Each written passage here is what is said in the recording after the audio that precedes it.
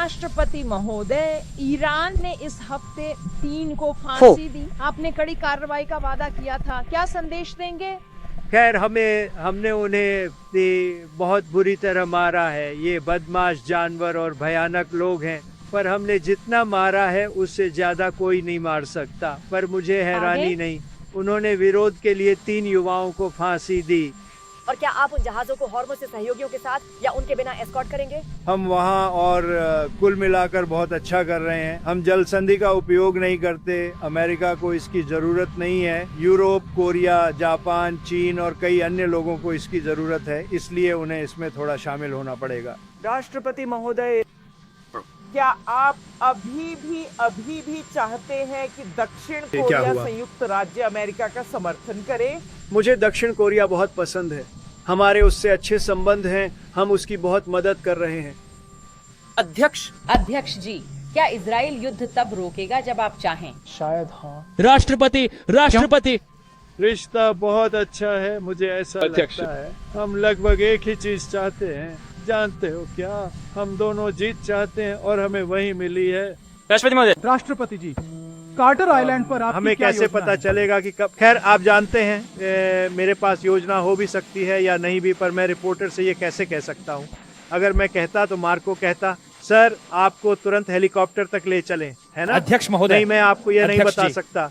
ये ऐसी जगह है जिसके बारे में लोग बात कर रहे हैं, पर मैं कह नहीं सकता। हाँ, वहाँ मना। यह ऑपरेशन यूक्रेन पर रूस से बातचीत को कैसे प्रभावित करेगा, इस बारे में क्या बातचीत रुकी है क्या? नहीं। हम बात कर रहे हैं, मुझे लगता है ये हो जाएगा। अगले दौर की बातचीत कब होगी? वे लगभग हर दिन होती है, बढ़ रहे हैं। राष्ट्रपति महोदय, आपने कहा था कि ईरान में युद्ध सैन्य रूप से जीता गया था, आपका इससे क्या मतलब था?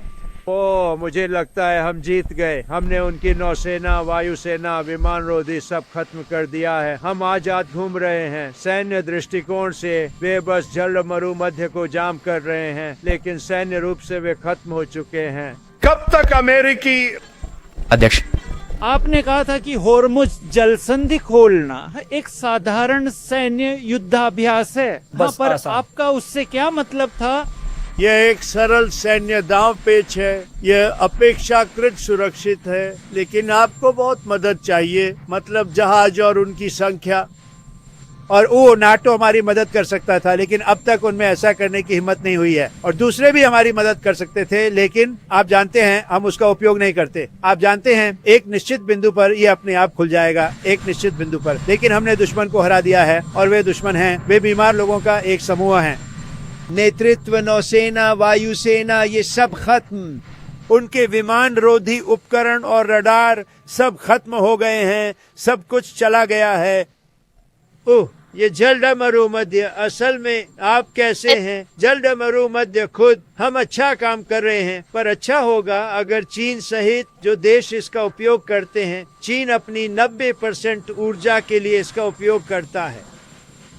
जापान पे 95% ऊर्जा है। अच्छा होगा अगर वे देश शामिल हों। ये क्या कहा? राष्ट्रपति जी, टिप्पणी। राष्ट्रपति महोदय, क्या आप कार्टर आइलैंड क्यों ले रहे हैं? क्या पॉपी डैम जॉन की जगह है क्या? कल उसने अच्छा किया है। राष्ट्रपति जी। राष्ट्रपति महोदय, यूरोप में अमेरिकी ठिकानों पर लिंडसे ग्राहम ने होर्मुज की घटना के बाद स्पेन और जर्मनी के ठिकानों पर पुनर्विचार करने को कहा है। इस पर आपकी क्या राय है? खैर ये सही है, वो ये पूछने में सही है, और मुझे लगता है कि नाटो की साख बहुत गिरी है, क्योंकि उन्होंने, मेरा मतलब है, उन्हें जलद मरुमध्य में मदद करनी चाहिए। उन्हें अपनी अधिकांश ऊर्जा होर्मुज जलद मरुमध्य से मिलती है। और अगर लिंडसे ग्राहम ने ऐसा कहा तो याद रहे वे कुछ समय नाटो के बड़े समर्थक थे, पर अब नहीं। और कई सीनेटर और कांग्रेसी नाटो के कुछ न करने से बहुत नाराज हैं। सर, पोप लियो मध्य पूर्व में युद्ध विराम और बातचीत फिर से शुरू करने को कह रहे हैं। आप पोप से क्या कहेंगे सर? देखो, बातचीत हो सकती है पर युद्ध विराम नहीं। जब आप दूसरी तरफ को मिटा रहे हो तो युद्ध विराम नहीं करते। उनके पास न तो नौसेना है, न वायुसेना, न कोई उपकरण, न स्पॉटर्स, न एंटी एयरक्राफ्ट। उनके पास रडार नहीं, उनके सभी नेता हर स्तर पर मारे गए हैं। हम ऐसा नहीं करना चाहते। धन्यवाद, धन्यवाद।